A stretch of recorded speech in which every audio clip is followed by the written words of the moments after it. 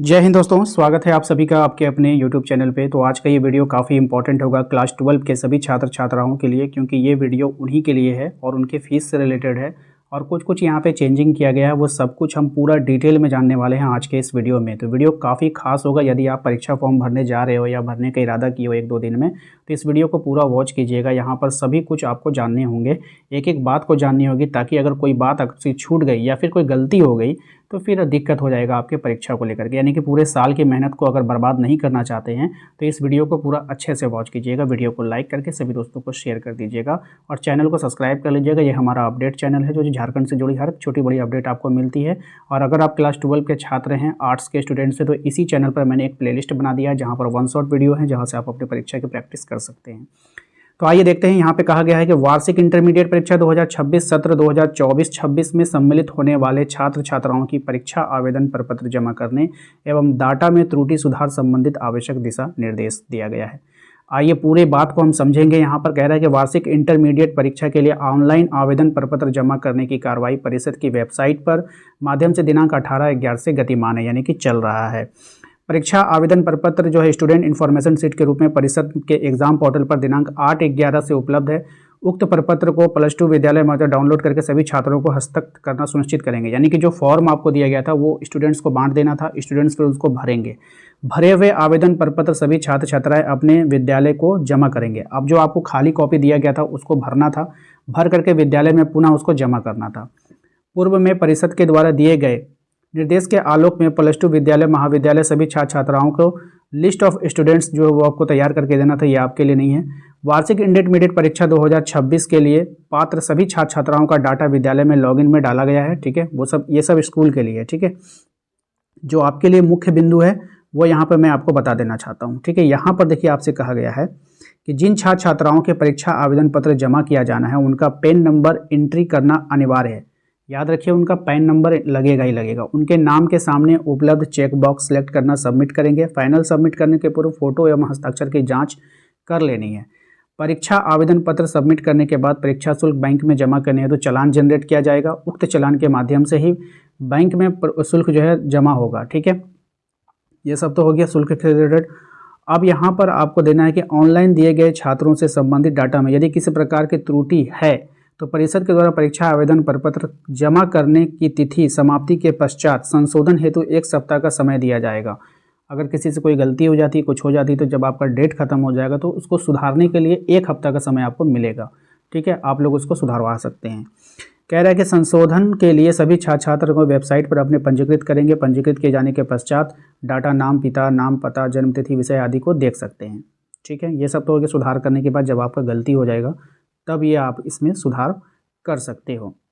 चलिए अब आते हैं हम लोग फीस के डिटेल पर। फीस के डिटेल में अगर हम बात करेंगे तो यहाँ पे 2 तरह के स्टूडेंट होते हैं। एक होता है रेगुलर, एक होता है प्राइवेट।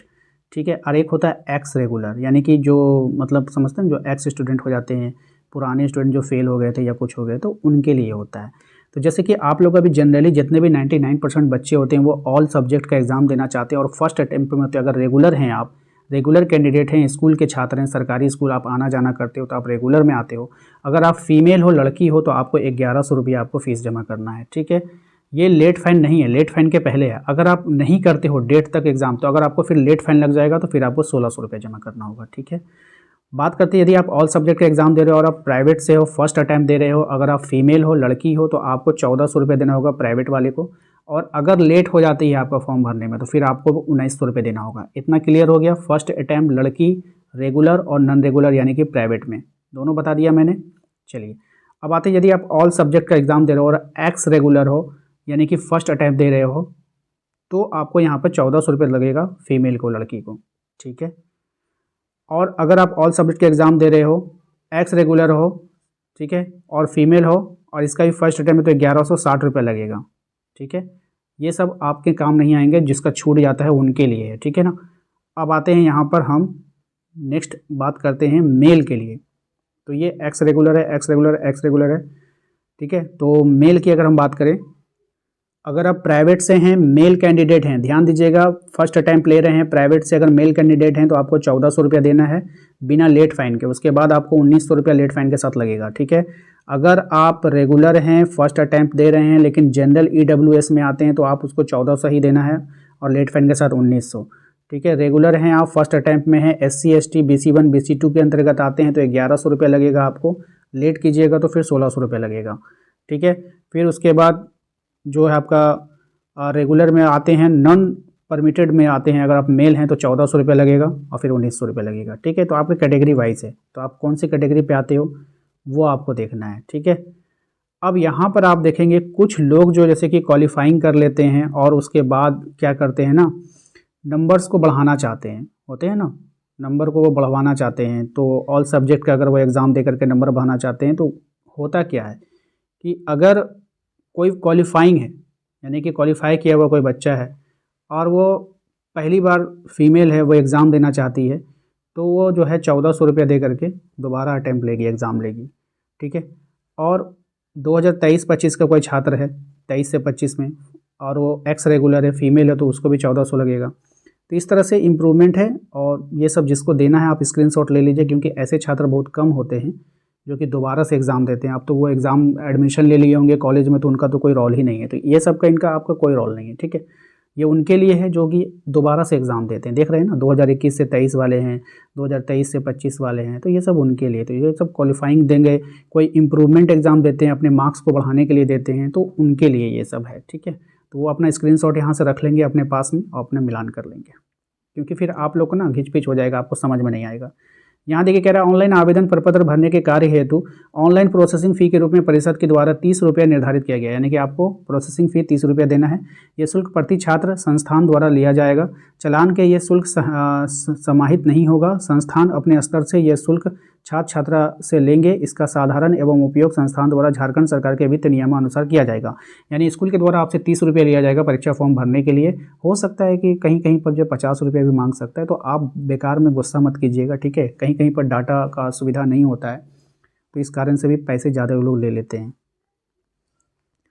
यहाँ पे कहा गया कि आवेदन पत्र भरने के उपरांत जनरेट किए गए चालान के अनुसार शुल्क का भुगतान जो कैसे होगा, ये सब उसके बारे में डिटेल है। ऑनलाइन परीक्षा आवेदन पत्र भरने की तिथि आपका जो है यहाँ पे संख्या जो यहाँ पे दिया गया है, तिथि संख्या, और इसमें कुछ खास नहीं है, बाकी सारा कुछ आप लोगों को पता ही है।